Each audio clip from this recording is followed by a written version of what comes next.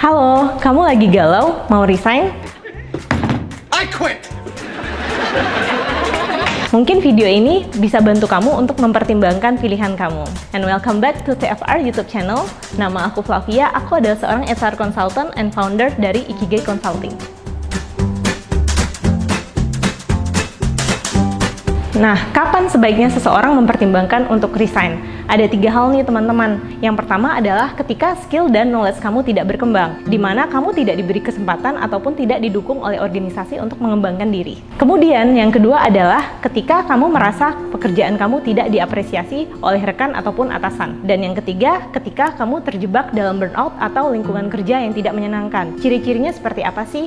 Yang pertama adalah load kerja bisa jadi melebihi kapasitas dan kapabilitas kamu. Kemudian ada juga perilaku yang tidak menyenangkan, seperti kekerasan seksual, verbal, ataupun diskriminasi yang kamu dapatkan dari rekan kerja maupun atasan kamu. Nah, kemudian kapan sih keputusan resign harus benar-benar kamu ambil? Keputusan resign harus kamu ambil ketika apa yang kamu cari sudah tidak kamu dapatkan di perusahaan tersebut. Di sini guys, kalian perlu tahu nih sebenarnya apa sih kebutuhan kalian di perusahaan tersebut, di pekerjaan tersebut, karena setiap orang itu memiliki kebutuhan yang berbeda-beda. Ada yang mencari gaji, ada yang mencari culture, ada yang mencari networking, dan sebagainya. Jadi kamu perlu aware ya kebutuhan kamu sebenarnya apa. Nah, selanjutnya kapan sih keputusan resign ini masih bisa ditoleransi? Kamu bisa mentolerir keputusan resign apabila hal yang kamu butuhkan nih masih berusaha dinegosiasikan oleh organisasi ataupun perusahaan tersebut. Misalnya, kamu dinegosiasi untuk mendapatkan kenaikan gaji sesuai dengan ekspektasi kamu, atau ketika kamu bosan di posisi tersebut, kamu mendapatkan tawaran untuk pindah ke posisi yang kamu inginkan.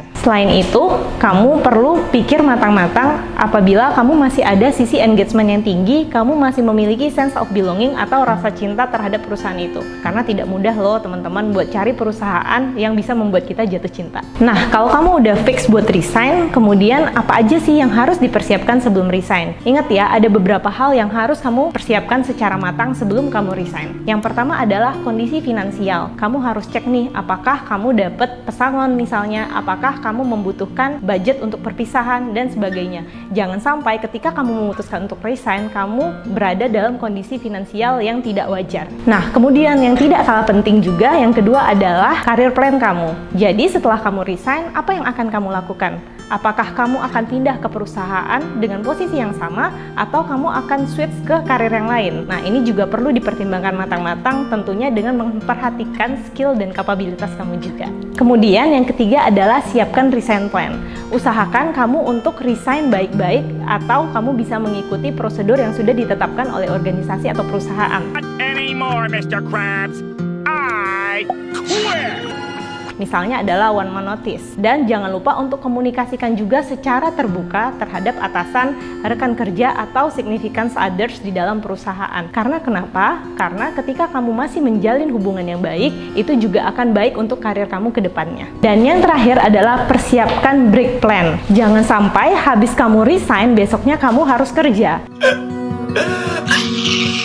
Karena orang yang resign itu membutuhkan proses istirahat untuk persiapan secara fisik maupun mental untuk bisa memulai lagi pekerjaan yang baru. Jadi pastikan kamu ambil waktu untuk istirahat sebelum kamu memulai lagi posisi yang baru. Selanjutnya yang paling sulit adalah ketika harus ngomong sama atasan, karena kamu pasti deg-degan kan. Dan apa nih yang harus dilakukan untuk mempersiapkan diri untuk ngobrol ke atasan?